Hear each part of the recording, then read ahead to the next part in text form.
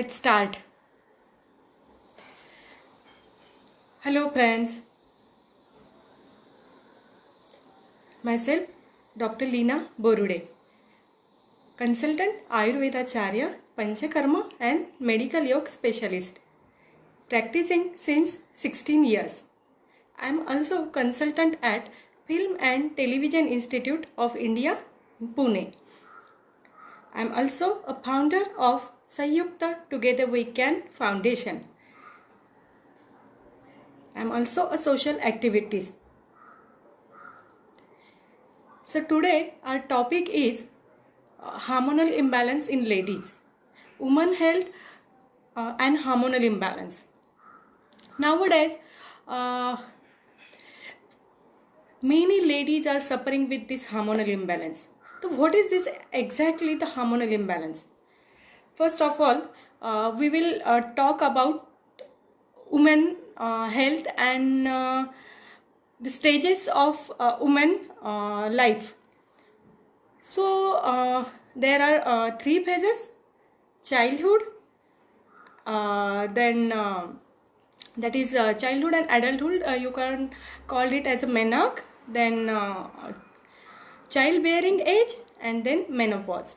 All these phases has different hormones in our body, in woman's body. In every family, mostly there are women with these three stages of life. हमारी छोटी बेटियां होती है, फिर हम खुद होते हैं, और फिर हमारे माँ होती है, सासू माँ होती है, या कोई और नानी जी, दादी जी वगैरह भी होती है. तो कैसा है, सबसे पहले हम बात करेंगे छोटी बच्चियों के बारे में कि उनमें भी आजकल हार्मोनल इम्बैलेंस देखा जा सकता है, और उनकी कॉजेस क्या है. तो पहले जब पीरियड शुरू होने का एज था वो about 13-14 years, but nowadays we have many patients coming to us with the complaint that ये मेरी बेटी है 10-11 ईयर की है और इसके पीरियड शुरू हो गए. तो ऐसे कैसे हो सकता है? इसके बहुत सारे रीजंस हैं, बहुत सारे कारण हैं. तो yes, Yogita, yes, very nice topic, and thank you for joining us. So आजकल देखा जाता है कि बहुत छोटी बच्चियों में भी पीरियड शुरू हो रहा है. अराउंड 10 ईयर्स, 11 ईयर्स, 12 ईयर्स तक की बेटियों को पीरियड शुरू हो रहा है. तो उसके रीजंस क्या है ये भी हम देखेंगे. फिर चाइल्ड बियरिंग एज में क्या होता है और मेनोपॉज में क्या होता है. ये ये जो तीनों फेजेस है, सॉरी, वो हर एक फेज में स्त्री के शरीर में अलग अलग चेंजेस होते दिखते हैं. जैसे कि मेनार्क जब शुरू होता है तो हम देखते हैं कि बच्चियों में, गर्ल्स में ज़्यादा उनके फिर ब्रेस्ट डेवलप होने लगते हैं, प्यूबिक हेयर, एक्सिलरी हेयर्स बढ़ने लगते हैं, और उनका जो बिहेवियर है वो भी चेंज होता है. वो खुद की तरफ ज़्यादा ध्यान भी देने लगती है. और ये सब अगर थोड़ा जल्दी हो रहा है तो हमें चिंता होने लगती है कि ये सब क्यों हो रहा है, कैसे हो रहा है. तो इसके बहुत सारे रीजंस हैं. सबसे पहले आएंगे कि आजकल का जो फूड है वो है, फिर जो अननेसेसरी है, सोशल मीडिया पे सब लोग अभी एक्टिव है, टीवी है, अलग अलग टाइप के गेम्स है. ये सब चीज़ों में ऐसे कुछ कंटेंट होते हैं कि जो इतनी छोटी उम्र में उनको देखना ज़रूरी नहीं है, तो वो भी उनके सामने आ जाते हैं. तो ये सब गलत चीज़ें हो रही है. फूड के बारे में हम बाद में भी. तो ये सब चीज़ों का परिणाम जो है तो उनके दिमाग में कहीं ना कहीं होता है. इसकी वजह से हार्मोन्स अलग टाइप के जो थोड़ी उम्र के बाद आने चाहिए वो बहुत जल्दी सीक्रेट हो जाते हैं और उनका पीरियड्स भी शुरू हो जाते हैं. उसके बाद हम अगर देखेंगे कि चाइल्ड बेयरिंग एज, पहले जैसे होता था कि थोड़ी जल्दी शादियां हो जाती है, फिर जल्दी बच्चे हो जाते थे, तो ये सब बहुत जल्दी जल्दी निपट जाता था। आजकल शादियां वैसे देर से होती है, या फिर किसी किसी को तो शादी भी नहीं करनी पड़ती है, सॉरी करनी नहीं होती है उनको, लेकिन फिर भी बॉडी की कुछ डिमांड्स होती है, फिजिकली भी और साइकोलॉजिकली भी। तो इसके लिए वो कुछ लिव इन रिलेशन वगैरह ऐसे में रहती है, तो इन सब चीज़ों का भी परिणाम अपने शरीर के ऊपर होता है। और फिर अगर देर से शादी होती है तो फिर उनका प्लानिंग होता है कि अभी इतनी जल्दी बच्चे नहीं चाहिए, तो इसमें उम्र बढ़ जाती है। और फिर देर से, मतलब after the age of 30, 31, 32, around 35, they are ready for वो उनको बच्चे तब चाहिए होते हैं। तो इन सब में आप ऐसा सोचते हैं ऐसा करना है, लेकिन आपका शरीर भी इसके अंदर बदल रहा है, तो उसकी तरफ भी ध्यान देना है। और फिर मेनोपॉज, फिर जो मेनोपॉज का जो पहले का पीरियड था कि आफ्टर 45, 55 तक ये चलता था, आजकल देखा जाता है कि मेनोपॉज भी जल्दी हो रहा है। तो ये सब चीज़ें क्यों हो रही है, इसके बारे में हम थोड़ा आयुर्वेद के हिसाब से थोड़ा ज्ञान लेते हैं उसका, वो सब कैसे होता है तो वो देखेंगे। जैसे प्रकृति में है, जैसे नेचर में है, वैसे ही सब अपने शरीर में होता है, मेंस में भी और वुमेन्स में भी। तो जैसे निसर्ग का चक्र चलते रहता है, जैसे वहाँ पे अलग अलग सीजन्स आते हैं, वैसे ही अपने शरीर में भी ये होता रहता है। तो लेडीज़ में क्या है, जब लेडीज़ में अलग ऑर्गन्स है स्पेसिफिक टू लेडीज़, ये हम सबको पता है। तो उसका महत्व क्या है, तो हमें ये पता है कि फॉर गिविंग चाइल्ड बर्थ, तो ये बहुत बड़ी देन है हम लेडीज़ के लिए, कि हम एक नया जीव को जन्म देते हैं, नया कुछ पैदा कर रहे हैं, चाइल्ड को बर्थ दे रहे हैं। तो ये सबसे बड़ी बात है एक वुमन के लिए। तो लेकिन ये जो है हमारे शरीर में, तो इसके अलग फंक्शन जो होते हैं वो हमें सब सहने पड़ते, मतलब ये हमें सब हमारे इसमें होते हैं। तो सबसे पहली बात यह है कि जैसे यूट्रस है और ब्रेस्ट है, तो इनका जब डेवलपमेंट होता है धीरे धीरे ये बढ़ते रहता है बॉडी में। जब मेनार्क शुरू हो जाता है, पीरियड शुरू हो जाता है, तो ब्रेस्ट डेवलपमेंट होने लगता है। वैसे ही अंदर अपने अंदर गर्भाशय यानी यूट्रस का डेवलपमेंट भी होते रहता है। अगर ये उम्र में, मेनार्क की उम्र में, अगर हम ठीक से खाना खाएं, ठीक से एक्सरसाइज करें, अच्छी नींद ले, तो इन सब चीज़ों का परिणाम अपने शरीर के ऊपर बहुत अच्छा होता है। तो हमें अभी ध्यान देना है अपनी बेटियों के हेल्थ के ऊपर, जैसे कि उनको फिजिकल एक्सरसाइज भी बहुत ज़रूरी है। आजकल क्या होता है, स्कूल का टाइमिंग की बहुत ज़्यादा होता है, तो बच्चियाँ खुद के ऊपर, खेलने के ऊपर ध्यान नहीं दे पाती है, और फिर स्कूल जाते हैं, टिफ़िन लेके जाते हैं, तो टिफ़िन में बहुत ज़्यादा उनको तो टिफ़िन में हम बहुत सी बार ड्राई चीज़ें ही देते हैं, जैसे ड्राई सब्जी है, रोटी है, ऐसे ही हम चीज़ें देते हैं। तो जो हम उसको बोलते हैं कि एक परिपूर्ण आहार हम जिसे बोलते हैं, वो नहीं ले पाते हैं। तो इसीलिए हमें ध्यान देना है कि जब वो सुबह स्कूल के लिए निकले, तभी उन्हें कुछ ब्रेकफास्ट करके, हेवी ब्रेकफास्ट करके भेजा जाए। उसी के साथ शतावरी जैसी चीज़ें जो है वो हम उनमें मिला के दे सकते हैं दूध में। तो उसके लिए जो उनका पोषण मूल्य है वो बढ़ जाता है, और it is very good for nurturing the body. हम अब भी बाज़ार की जो चीज़ें हैं, जैसे ये जो विटामिन सप्लीमेंट जैसे आते हैं, जैसे बोनविटा है, बूस्ट है, ऐसे, तो वो एनर्जी के लिए तो ठीक है, लेकिन ज़्यादा ऐसे सप्लीमेंट लेने से अच्छा है हम कुछ नेचुरल ले, क्योंकि इसका जो परिणाम है वो पूरे बॉडी पे होता है। तो हम अगर बॉडी को हमेशा आदत दिला दे कि आपको ऐसे ही सप्लीमेंट मिल रहे हैं, तो हम जो भी खाना खाते हैं उसमें से बॉडी उसका जो न्यूट्रिशन है वो नहीं निकाल पाती है, वो भी थोड़ा आलसी हो जाती है। तो हमें ऐसी चीज़ें उसको देनी है कि वो न्यूट्रिशनल है, लेकिन डायरेक्ट उसमें से ले सकते हैं ऐसा नहीं है, डायरेक्ट सप्लीमेंट है ऐसा नहीं है। तो हम बच्चियों के खाने में हमें फ्रूट्स तो रखने हैं, जैसे पोमोग्रेनेट है, फिर ग्रेप्स है, जो सीजनल फ्रूट्स है वो उनको देने चाहिए। शतावरी का प्रयोग अवश्य करना चाहिए, क्योंकि shatavari is a very good tonic, आप ऐसा कह सकते हैं। और फिर गाय का दूध आपको लेना चाहिए, वो भी अगर आपको ऑर्गेनिकली जो मिलता है, जैसे हम बोलते हैं इसका गीर गाय का या देसी गाय का, तो वो बहुत ज़्यादा ज़रूरी है, ना ही बच्चियों के लिए पर कि हम सबके लिए। और अगर हो सके तो आप ऑर्गेनिक फूड का ही अगर इस्तेमाल करते हैं तो वो बहुत ज़रूरी है।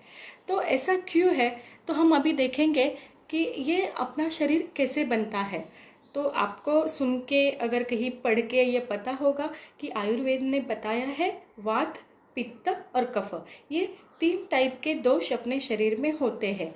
दोष है इसका मतलब ये गलत नहीं है, हाँ, ये हमारा शरीर बनाते हैं। और इसी के साथ सप्त धातुओं का भी वर्णन किया है। सप्त धातु मतलब 7 धातु हमारे शरीर में है। तो वो क्या है, वो है रस, रक्त, मांस, मेद, अस्थि, मज्जा और शुक्र। तो ये क्या है, ये धातु है जो हमारे शरीर का धारण करते हैं। तो इनका ये सब क्यों ज़रूरी है, मैं ये सब आपको क्यों बता रही हूँ, क्योंकि इसी के अंदर हमारे शरीर का सब मूल जमा है। जैसे हम जो भी खाते हैं उससे अपना आहार रस बनता है। तो ये आहार रस क्या है, खाना खाने के बाद, उसका डाइजेशन होने के बाद जो बनता है उसको आहार रस बोलते हैं। तो उसी से सबसे पहला धातु बनता है रस धातु, और फिर उसके रस धातु का पाचन होके बनता है रक्त धातु, फिर रस, रक्त, मांस, मेद, ऐसे सब अलग आगे आगे बनते जाते हैं। और सबसे आखिरी में आता है शुक्र धातु, और इन सब धातुओं का सार मिला के बोलते हैं उसको ओज। तो ये ओज हमारे शरीर का बहुत ही महत्व तत्व है, उसके बारे में हम बाद में कभी बोलेंगे। अभी हम देखते हैं रस धातु क्यों इम्पोर्टेंट है। तो रस धातु के बाद रक्त धातु बनता है, लेकिन इसी रस धातु का एक उप धातु भी है जिसका वो एक सब पार्ट है, वो है रज। रज क्या है, तो वो है हमारा मेंसेस जो स्टार्ट होता है उसमें जो ब्लीडिंग होता है उसको रज ऐसा बोलते हैं। हर महीने पीरियड्स के टाइम ये रजस्राव होता है, जो ब्लीडिंग होता है। जब हम प्रेग्नेंट हो जाते हैं तो ये रजस्राव होता नहीं है, फिर उससे अलग चीज़ बनती है, वो बहुत महत्वपूर्ण है, उसे हम कहते हैं स्तन्य, जिसका मतलब है मदर्स मिल्क। तो वो बनना शरीर में शुरू हो जाता है।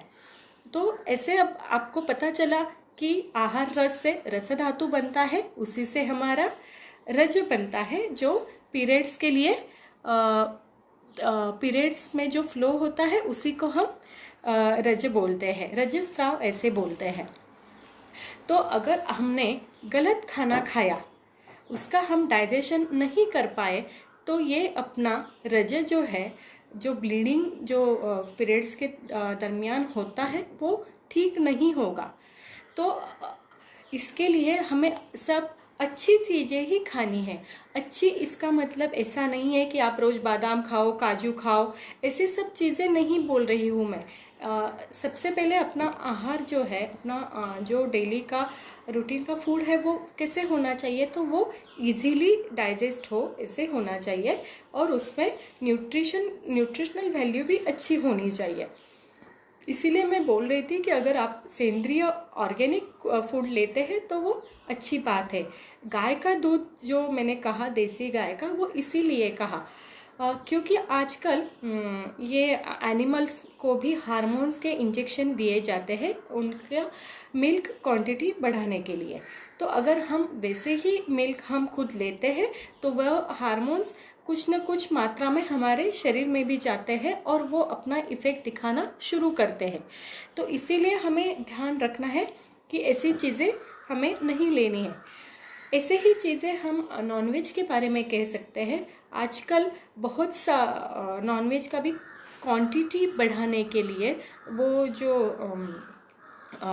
है एनिमल्स, उनको भी इंजेक्शन दिए जाते हैं, जल्दी जल्दी उनका वेट बढ़ जाए, वो बड़ी हो जाए, इसके लिए।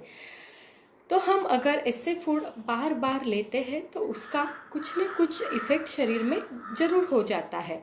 तो we should avoid this type of food. तो फिर खाने में क्या ले, ऐसे आपको क्वेश्चन आ सकता है और आप बोल सकते हैं कि आयुर्वेद तो हमेशा ऐसे ही बोलता है, ये मत खाओ, वो मत खाओ, ये चीज़ें नहीं खानी है। तो खाना क्या है, आप ऐसे आपके मन में ऐसे सवाल ज़रूर आएगा। लेकिन आयुर्वेद ऐसे नहीं बोलता है। आयुर्वेद में कहा है कि जो आपका खाने का टाइम है वो आप फॉलो करो। जब आपको अच्छी भूख है तभी आपको खाना खाना है, और पहले का खाना डाइजेस्ट होने के बाद ही आपको नेक्स्ट खाना लेना है। ऐसा नहीं है कि दिन भर में ये खाया वो खाया ऐसे चलते रहता है, तो वो अपने डाइजेस्टिव सिस्टम के लिए अच्छा नहीं है। अगर आपका डाइजेशन अच्छा नहीं हुआ तो आपका आहार रस अच्छा नहीं बनेगा, और फिर उसी से आगे की सब जो प्रक्रिया है वो शुरू हो जाती है। तो आप खाने में जैसे रोटी, सब्जी, दाल, चावल ये ज़रूर ले सकते हैं, और इसको ही लेना है। ज़्यादा फ्राइड चीज़ें हैं, ज़्यादा फर्मेंटेड चीज़ें हैं, जिससे आपके डाइजेशन के ऊपर कोई भी लोड आ रहा है, जो खाने के बाद आपको अच्छे से हजम नहीं हो रही है, ऐसी चीज़ें आपको नहीं लेनी है। और जैसे मैंने बोला कि रस से फिर रक्त ये होके बाद में बनता है शुक्र धातु। शुक्र धातु जैसे हम बोलते हैं श्री बीज, जैसे आप इसको बोल सकते हैं कि श्री बीज और पुरुष बीज ये तैयार होते हैं। तो श्री बीज मतलब आप बोल सकते हैं ओवम, वो अच्छे से बनना चाहिए। तो उसके लिए भी ये सब धातु अच्छे बनने चाहिए, और हम जो भी खाते हैं उसी का वैसे ही परिणाम अपने शरीर में पाते हैं। जैसे कि आप अच्छा रसी युक्त, जिसके जूसी फ्रूट्स है, वेजिटेबल्स है, अच्छा सा लिक्विड डाइट है, ऐसा अगर लेते हैं, दूध है, ये इन सब चीज़ों से आपका रस धातु अच्छा हो जाता है। तो आपको वो अगर आप लेते हैं तो उससे आपका आगे के सब धातु भी अच्छे हो जाते हैं। अगर आप फैट वाली चीज़ें ज़्यादा लेंगे तो आपके शरीर में फैट बढ़ जाएगा, तो वो अगर बढ़ गया तो उससे भी और ज़्यादा प्रॉब्लम होती है, ये तो आप सबको पता ही है। अगर और एक बात है इसमें, कहा है कि रसवाहिनी दुष्यंती चिंतनाम च अति चिंतना। अभी ये एक संस्कृत का हमारे ग्रंथों में आया हुआ रस धातु के संदर्भ में एक श्लोक है। तो इसका मीनिंग क्या है? अति चिंतनात् मतलब अगर हम ज़्यादा स्ट्रेस ले रहे हैं किसी भी चीज़ का, तो उससे हमारा रस धातु बिगड़ जाता है, वो उसका क्षय हो जाता है, वो कम हो जाता है, या फिर वो सूख जाता है, ऐसे भी हम बोल सकते हैं। तो ज़्यादा चिंता करना कैसे गलत है, यही इसमें बताया है। अब मैं समझ सकती हूँ कि हर एक को कोई ना कोई स्ट्रेस है, छोटे बच्चों से लेके बड़ों तक सभी को कुछ ना कुछ स्ट्रेस है। लेकिन उसके बारे में अगर हम बार बार सोचते हैं तो क्या वो स्ट्रेस दूर हो जाता है क्या? तो बिल्कुल नहीं। तो हमें उसके लिए सोल्यूशन खोजना है, ना कि उसके बारे में चिंता करनी बैठना है। तो उसका सोल्यूशन खोजो और चिंता आपकी बिल्कुल दूर करो। उसके लिए आप मेडिटेशन है या फिर योग निद्रा है, ऐसे कुछ ना कुछ आप कर सकते हैं। उसके बारे में मैं आप सबको बताने वाली हूँ, योगा के बारे में भी। तो ये 2 मेन रीज़न हैं कि ज़्यादा स्ट्रेस लेना है, टेंशन लेना है, और गलत आहार, गलत फूड लेना है। ये दोनों चीज़ों से हमारा मेटाबॉलिज्म बिगड़ जाता है। अब हार्मोनल इम्बैलेंस की वजह से आपने सुना होगा कि बहुत सी लेडीज़ कहती है कि मुझे थायराइड है। अभी थायराइड तो सबको है, वो तो एक ग्लैंड है जो वो हार्मोन सिक्रेट करती है। लेकिन थायराइड है ऐसे कब बोलते हैं? जब वो थायराइड उसका फंक्शन गलत तरीके से कर रही है। जैसे वो हार्मोन्स अच्छे से सिक्रीट नहीं कर रही है, तो फिर क्या होता है, उसको कंट्रोल करने वाली और एक ग्लैंड हमारे ब्रेन में होती है, तो वो उसको स्टिमुलेट करती है। तो फिर उसी से क्या हो जाता है, वो TSH लेवल आपने बहुत सारी औरतों में आजकल आपने सुना होगा या खुद में भी किसी ने पाया होगा, तो वो थायराइड स्टिमुलेटिंग हार्मोन जो इसे हम TSH कहते हैं, उसका लेवल बढ़ जाता है। तो इसको बोलते हैं हाइपोथायरॉयडिज्म। और जब थायराइड ग्लैंड उसके जो T3 T4 हार्मोन्स है वो अगर बहुत ज़्यादा सिक्रेट कर रही है, तो उसको बोलते हैं हाइपरथायरॉयडिज्म। तो ये दो अलग अलग टाइप के डिसीज है जो थायराइड की वजह से होते हैं, हाइपोथायरॉयडिज्म और हाइपरथायरॉयडिज्म।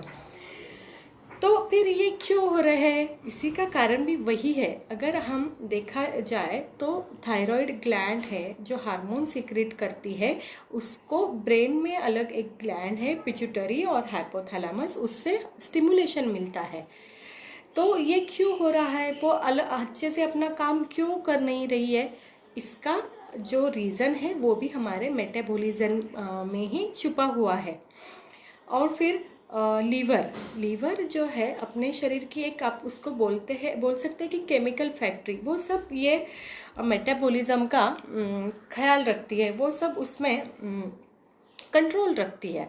अगर हम ठीक से खाना नहीं खाते हैं, हम अगर ज़्यादा स्ट्रेस में रहते हैं, तो इन सब ऑर्गन्स का जो कार्य करने का जो स्टाइल है वो सब बदल जाता है, वो नॉर्मल बिहेव नहीं करते हैं। इसी के वजह से ये सब चीज़ें बिगड़ती रहती है। तो उसके लिए हमें क्या क्या करना होगा, और इसी से और हम आजकल हमने देखा है हार्मोनल इम्बैलेंस की वजह से होने वाले डिसीजेस में PCOD PCOS। तो ये क्या है, ये है पॉलीसिस्टिक ओवेरियन डिसीज या पॉलीसिस्टिक ओवेरियन सिंड्रोम। तो इसमें क्या होता है, तो इसमें हमारे जो ओवरीज है, आपको पता है यूट्रस है ऐसा, फिर उसके बाजू में 2 फैलोपियन ट्यूब्स है और उसके पास में है हमारे ओवरीज।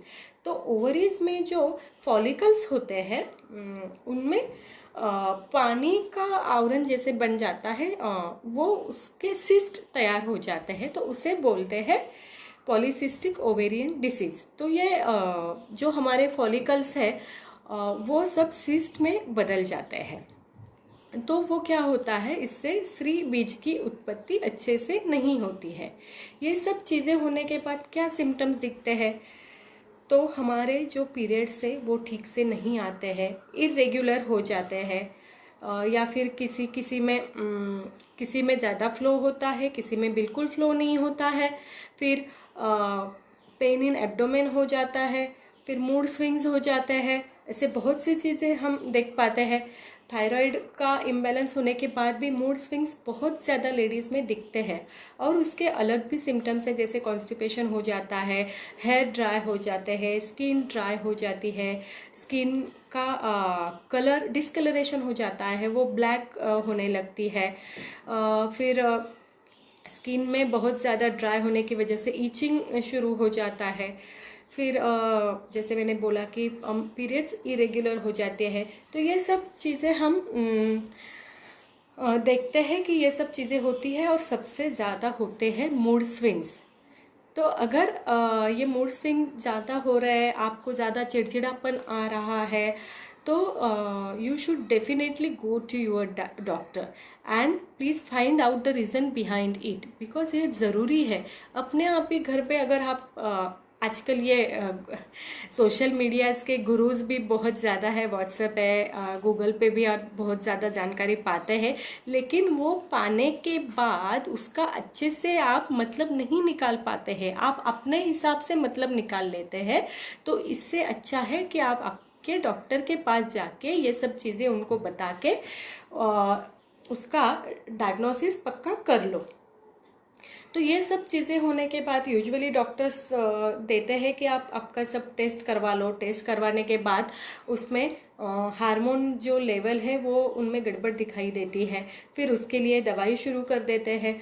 लेकिन वो ऊपर से अगर फिर से हार्मोन ठीक करने का दवाई लेते हैं तो उसमें भी आगे जाके कुछ साइड इफ़ेक्ट ज़रूर हो सकते हैं। तो नेचुरल वे से हम इसके लिए क्या कर सकते हैं, ये देखना भी बहुत ज़रूरी है।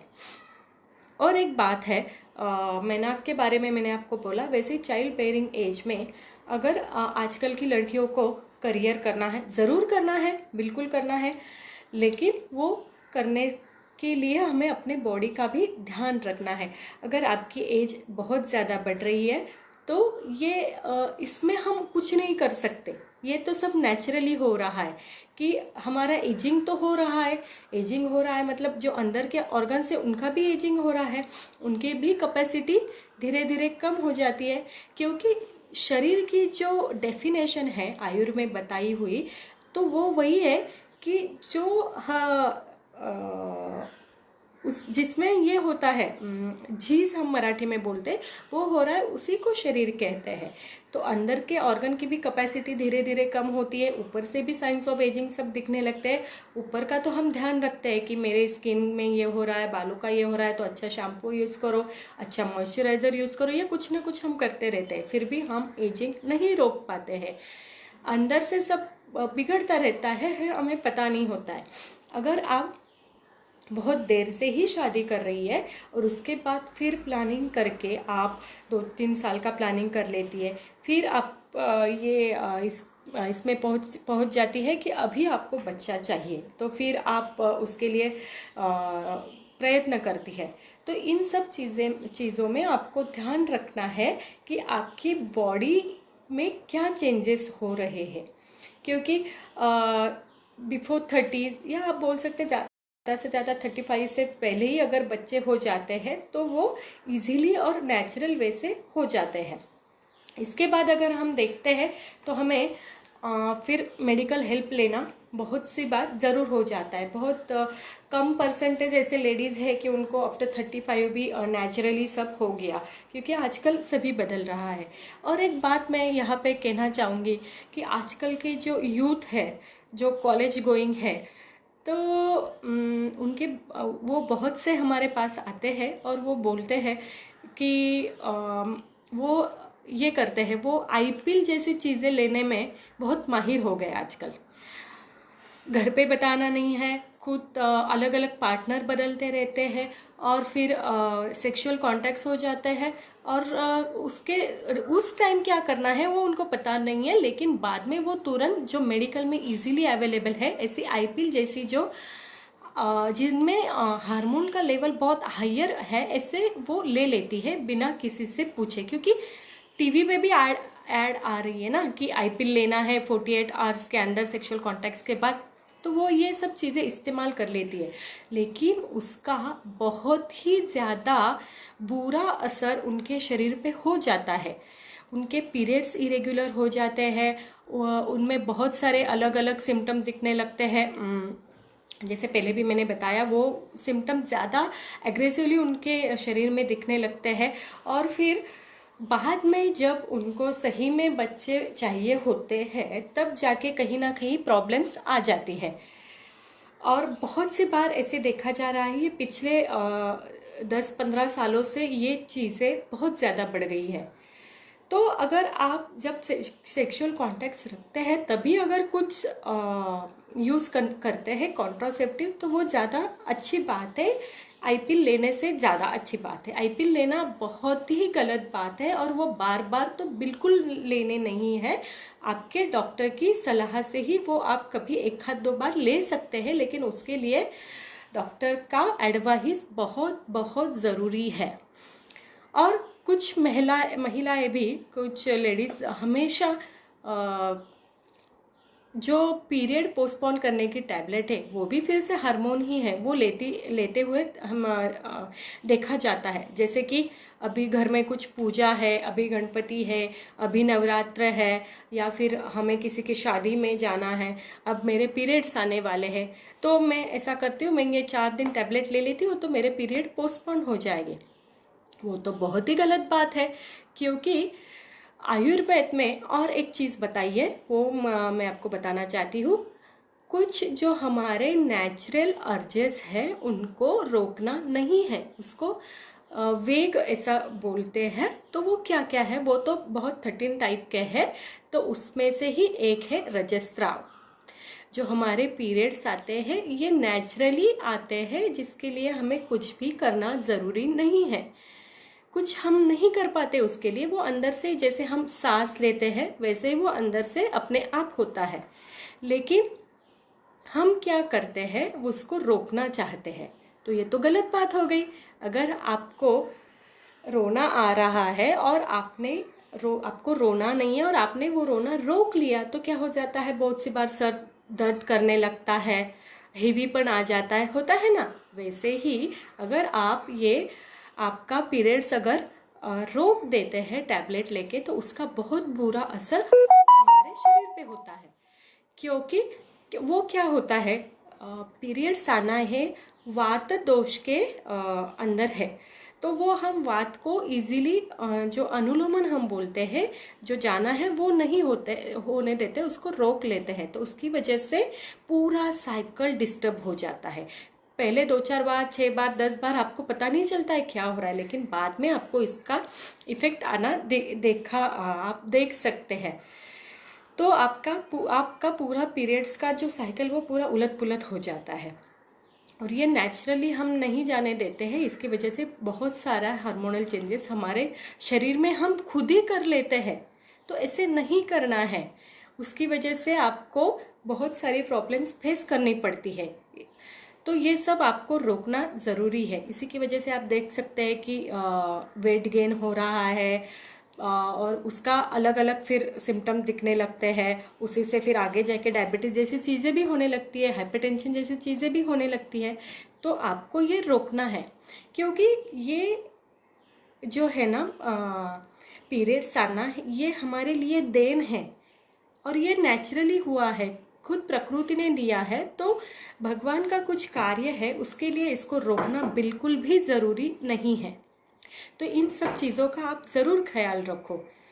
और एक बात है कि आजकल बताया जाता है, टीवी पे भी ऐड आते हैं कि ये हमारा पैड इतना अच्छा है, कितना भी आपको फ्लो है तो ये सब सोक कर लेता है और आपका सब जो भी डेली रूटीन है, आपका एक्सरसाइज है, आपका कुछ भी है हेवी वर्क, वो सब आप कर सकते हैं।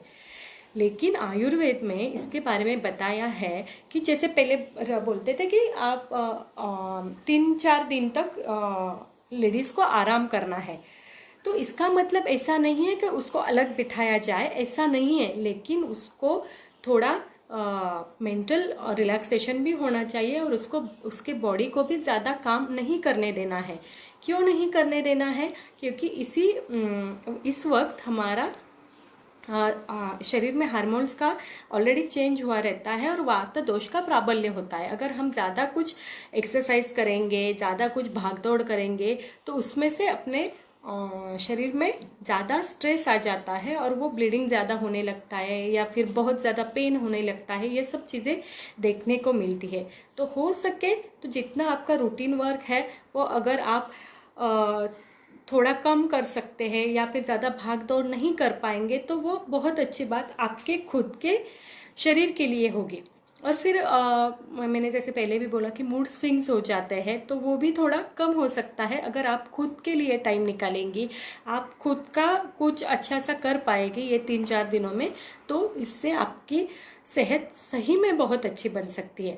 और इसमें मैं ये बिल्कुल इसको ये नहीं कर रही कि अलग बैठना है, सब अलग करना है, ऐसा नहीं है, ऐसा नहीं करना है। ये इन सब चीज़ों के मैं खिलाफ ही हूँ। लेकिन आपके शरीर को इस वक्त आराम की ज़रूरत है और वो देना बिल्कुल ज़रूरी है। तो ये आपको ज़रूर करना है। और फिर हाँ, मैंने जैसे बोला कि जो आपका चाइल्ड बेयरिंग एज है उसी के टाइम अगर आप बच्चे का सोचती है और वो फॉलो करती है तो वो बहुत ज़रूरी है आपके लिए। फिर हम आते हैं मेनोपॉज की तरफ। अगर मेनोपॉज भी एक बहुत बड़ी अवस्था है हमारे लाइफ में, क्योंकि हमारा एज बढ़ता है और उसी के साथ हमारे बॉडी में चेंजेस होने लगते हैं। फिर धीरे धीरे ये मेनोपॉज होने लगता है। इस टाइम में क्या होता है किसी किसी को मेंसेस इरेगुलर हो जाते हैं, किसी किसी को 2-2 3-3 महीने में आने लगते हैं, कुछ लेडीज़ को जल्दी जल्दी भी आने लगते हैं, ऐसे भी कई इनमें देखा जा सकता है। और फिर चिड़चिड़ापन आ जाता है, हॉट फ्लशेस होने लगते हैं, मूड स्विंग ज़्यादा बार होने लगते हैं। तो लेकिन इन चीज़ों से पैनिक होने की ज़रूरत नहीं है। आपको क्या करना है, इसके लिए आपको नेचुरल कुछ जो उपाय है वो करने की ज़रूरत है। सबसे पहली बात तो मैं बताती हूँ कि आप अगर पहले से ही आपका फिजिकल एक्सरसाइज अच्छे से कर रहे हैं तो इन सब चीज़ों में आपको तकलीफ नहीं होती है। तो पहले से आपको एक्टिव ही रहना है। हमारी छोटी उम्र से ही अगर हम एक्टिव रहते हैं तो ये बहुत अच्छा है अपने शरीर के लिए। फिजिकल एक्टिविटी में आप कर सकते हैं, दैनिक आपका रेगुलर योगा आप कर सकते हैं, वो तो बहुत अच्छा है। उसमें बहुत सारे आसन हैं, मैं आपको बताती हूँ क्या क्या आसन करने हैं। तो वो अगर आप करती रहती है तो वो आपके लिए अच्छा है। रोज़ रेगुलर वॉकिंग भी करो और प्राणायाम करो। और सबसे बड़ी बात है मेडिटेशन, वो आपको ज़रूर करना है। इससे आपका जो मेंटल स्ट्रेस है वो ज़रूर कम हो जाता है। क्योंकि ये वक्त में क्या होता है ना, बहुत सारी लेडीज़ में हमने देखा है कि आपने इतने समय तक आपके बच्चों के लिए टाइम दिया है, घर वालों के लिए टाइम दिया है, लेकिन अब क्या है, सब अपने अपने काम में बिजी है। बच्चे आपके अपने अपने स्कूल में कॉलेजेस में बिजी है, आपके हस्बैंड उनके उनके उनके काम में बिजी है, घर में किसी के लिए आपके लिए टाइम नहीं है। ऐसी फीलिंग्स आपको आ सकती है, फिर आप एकदम अकेलापन महसूस करती है। तो अच्छा है कि अगर आप खुद के हॉबीज़ के लिए टाइम निकालो, खुद के लिए कुछ आपको जो अच्छा लगता है वो सीखो, वो करो, तो वो ज़्यादा अच्छा है। आयुर्वेद के हिसाब से अगर देखा जाए तो ये हमारा अगेन ये जो है वात दोष इस एज में बढ़ा हुआ होता है। तो इसीलिए आपको ध्यान रखना है आपके खाने पीने पे। तो आपके खाने में दूध तो आना है, फिर देसी गाय का घी ज़रूर होना चाहिए, और फिर सब न्यूट्रिशनल आहार ही आपको लेना है। जैसे पहले भी मैंने बताया उसी टाइप का आपको फूड लेना ज़रूरी है। और सबसे बड़ी बात कि आपको रोज अच्छे से आपका पेट साफ हो रहा है ये देखना है। अगर उसमें आपको प्रॉब्लम है तो उसके लिए आपकी डॉक्टर के सलाह से आपको उपाय करने हैं। क्योंकि अगर आपका पेट ठीक से नहीं साफ होता है तो एक भारीपन शरीर में रहता है, और उससे हम बोलते हैं कि आपके दोष बढ़ जाते हैं। और आप जो भी खाना खाते हैं क्या होता है, उसका डाइजेशन अगर ठीक से नहीं होता तो ये सब चीज़ें बढ़ जाती है। तो इसके लिए आपको आपका पेट साफ अच्छा हो जाए, इसके लिए ज़रूर ज़रूर ध्यान रखना है। और फिर योगासन में आप जो भी आपके बॉडी के हिसाब से आप किसी योगा इंस्ट्रक्टर के पास जाके आपके लिए जो अच्छे आपके बॉडी को सूट होगा ऐसे आसन ज़रूर कर सकते हैं। और योगा करते वक्त दूसरे की तरफ नहीं देखना है कि वो इतना फ्लेक्सिबल है, वो इतना कर रहा है, मुझसे नहीं हो रहा है। तो ऐसा नहीं है, आप आपकी बॉडी के हिसाब से ही जो है वो करना है। सूर्य नमस्कार अगर आप कर सकते हैं तो वो बहुत अच्छी बात है। फिर सिंपल से कुछ आसन है, मार्जरासन है, या फिर भुजंगासन है, शशांकासन है, ये करना बहुत, ये आप इजीली कर सकते हैं, आप इसको करना है। फिर हलासन है, सर्वांगासन, ये तो है वो आपको किसी ट्रेनर की ज़रूरत लगेगी। अगर आप पहले से कर रही है तो आप कर सकती है, लेकिन अगर आपको आदत नहीं है तो आप आपके ट्रेनर से ही ये करवाना है। तो ये सब चीज़ें हैं कि आपको कैसे कैसे इसका ध्यान रखना है। और कुछ बातें हैं जो मैंने बोला कि ये जो 3 फेजेस ऑफ लाइफ है, इसी पूरे लाइफ में हमें ये चीज़ों का हमेशा ध्यान रखता है। एक तो पहले खाने पीने का, और फिर स्ट्रेस लेवल का, और तीसरा है ये हम आयुर्वेद में जिसको विहार बोलते हैं, ताकि आपका डेली रूटीन कैसे बनाते हैं वो भी इसमें बहुत ज़रूरी है। एक्सरसाइज बहुत ज़रूरी है, तो ये आपको फॉलो करनी ही है। पहले से आप अगर इसके बारे में इसका जानकारी लेके इसकी आदत डाल लेते हैं तो बाद में ये कठिनाई नहीं होती है। तो आयुर्वेद में बहुत ही ऐसी अच्छी अच्छी चीज़ें बताई है, तो आप उनका फॉलो करो। सबसे पहले तो मैंने आपको बता दिया कि इसका संबंध क्या है, इसका मेटाबॉलिज्म से कैसा संबंध है, वो आपको समझ में आ ही गया होगा। तो वो आप ज़रूर फॉलो कीजिए। और किसी को इन सब चीज़ों में अगर आपको कुछ क्वेरीज है, कुछ क्वेश्चंस है, तो ज़रूर मुझे ये सेगमेंट में मैसेज कीजिएगा। मैं आपके सवालों का ज़रूर जवाब दूंगी। और फिर आज से ही शुरू करना है अपनी तरफ, अपनी बेटियों की तरफ और अपनी माँ और सासू माँ की तरफ ध्यान देना कि वो क्या सब ठीक कर रही है, कैसे कर रही है, वो सब देखना ज़रूरी है। बहुत सारी लेडीज़ में पीरियड्स के वक्त बहुत एब्डोमिनल पेन है, बैक एक है, लो बैक एक है, क्रैम्प आ रहा है, ये सब होते रहता है। तो तभी आपको ये सब चीज़ों में ध्यान देना है कि आप क्या खा रहे हैं, आप थोड़ा रिलैक्स करना ज़रूरी है। इसीलिए मैंने बोला था कि ज़्यादा भाग दौड़ करने की ज़रूरत नहीं है। धीरे से अच्छे से जितना हो सके उतना ही काम करो, अपने शरीर को थोड़ा आराम दो। ये सब चीज़ें फॉलो करो और आपका हार्मोनल इम्बैलेंस इससे ज़रूर बदल सकता है। बहुत बार मैंने देखा है कि बहुत सारी औरतों में के मन में बहुत कुछ चलते रहता है, लेकिन वो किसी से बोल नहीं पाती है। तो वो अंदर के अंदर ही उनका वो सब रहता है। अगर आप में से किसी को भी कुछ बोलना है, मैं ये नहीं कह रही हूँ कि मेडिसिन के लिए सिर्फ बोलना है, आपको काउंसलिंग करना है, तो आप कभी भी मुझे कॉल कीजिएगा, कभी भी आप मेरे पास आ सकती है। मैं आपका सब सुन लूँगी, क्योंकि ये आजकल देखा जा रहा है कि डिप्रेशन बहुत बढ़ रहा है। इसके पीछे ये सब कारण भी बहुत ज़्यादा है। तो आप किसी को भी ऐसे कुछ भी प्रॉब्लम है, कोई भी बात करनी है, तो आप मेरे पास आके बिल्कुल बोल सकती है। आपकी आइडेंटिटी कभी भी किसी के सामने नहीं बताई जाएगी, क्योंकि एक डॉक्टर होने के कारण मुझे ये सब चीज़ें पता है। तो आप जरूर आपका, हम जो मराठी में बोलते हैं की मन मोकळं करायचं आहे, तर त्याच्यासाठी मी तुमच्यासाठी निश्चितच अवेलेबल आहे। कधीही या, कधीही फोन करा, पण डिप्रेशन वाढू देऊ नका। बऱ्याच वेळेला हार्मोनल इम्बॅलन्समुळे खूप साऱ्या आपल्या मैत्रिणी डिस्टर्ब होताना दिसत आहेत आणि त्या कुणाला बोलू शकत नाही, घरात बोलता येत नाही, नवऱ्याला सांगू शकत नाही, मुलांना सांगू शकत नाही आणि बऱ्याचदा आपल्या मैत्रिणींजवळही बोलता येत नाही।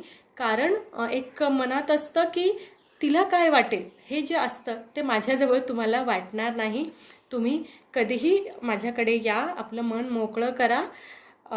मी तुमची एक खास मैत्रीण याच्यासाठी असेल, त्यामुळे तुम्ही अगदी विश्वासाने माझ्याकडे तुमचं मन मोकळं करू शकतात। पण कुणीही डिप्रेशनमध्ये जाऊ नका। हार्मोनल इम्बॅलन्स आणि ह्या सगळ्या ज्या गोष्टी आहेत ह्या खूप इझिली हँडल होण्यासारख्या आहेत, त्याच्यावर आपण निश्चितच उपाय करू शकतो। तर तुम्ही याचं अजिबात टेन्शन घ्यायचं नाही आहे, आपल्या स्ट्रेस लेवल वाढू द्यायच्या नाही आहेत, ठीक आहे।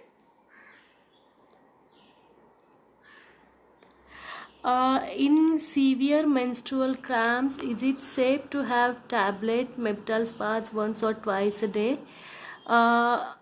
ख्याति, हाँ ख्याति, एक्चुअली बहुत ही ज़्यादा अनबेरेबल पेन है तो आप एक हाथ दो गोली ले सकते हैं।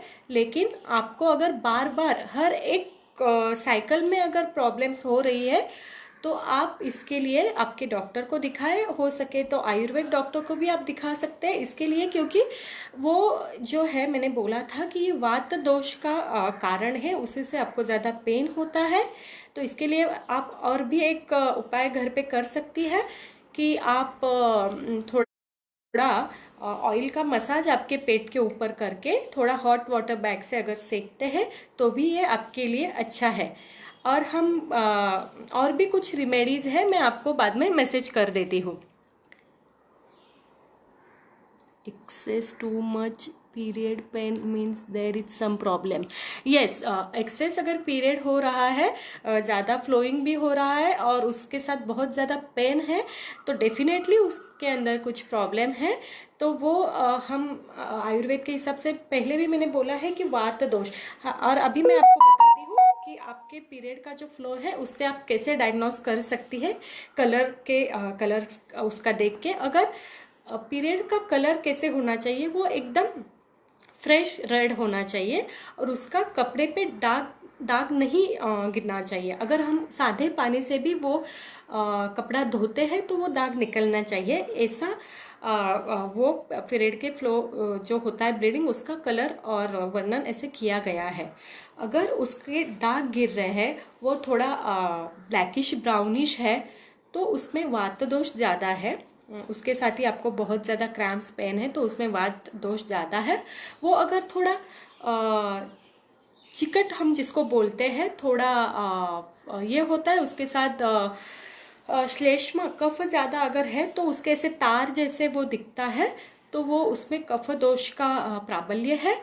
और अगर आपको क्लॉट्स भी ज़्यादा आ रहे हैं, ब्लीडिंग ज़्यादा हो रहा है, ये सब अगर है, और आपको बर्निंग भी हो रहा है, तो ये सब चीज़ें हैं पित्त दोष के कारण।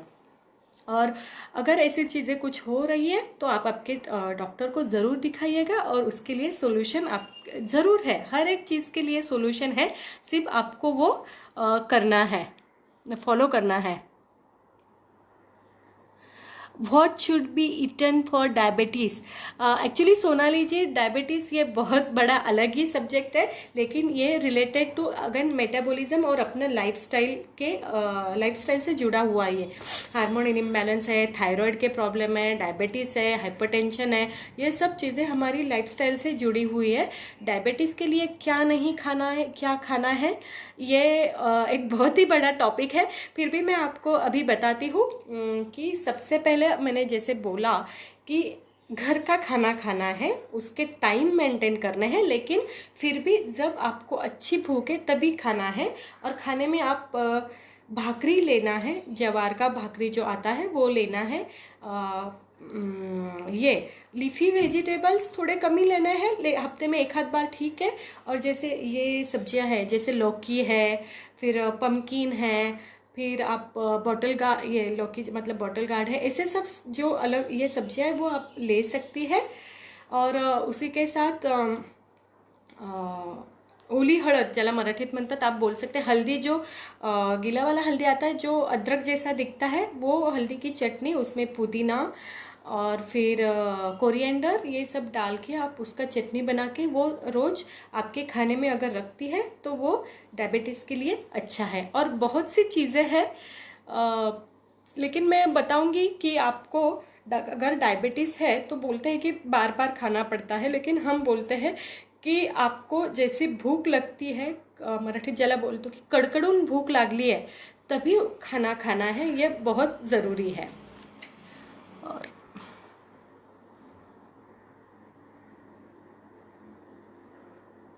yes, we don't pay attention to our health. Yes. So I hope कि आपको ये सब अच्छा लगा है। जैसे अभी हम सब ध्यान देने वाले हैं अपनी बेटियों पे, अपने खुद के ऊपर, और अपने जो माँ हैं, सासू माँ हैं, उन सब के लिए। आपके क्वेश्चंस आप इस सेगमेंट में मुझे पूछ लो, मैं बाद में भी इनका आंसर आपको मैसेज करके देती हूँ, ठीक है। और thank you Sonali ji once again. Okay, bye.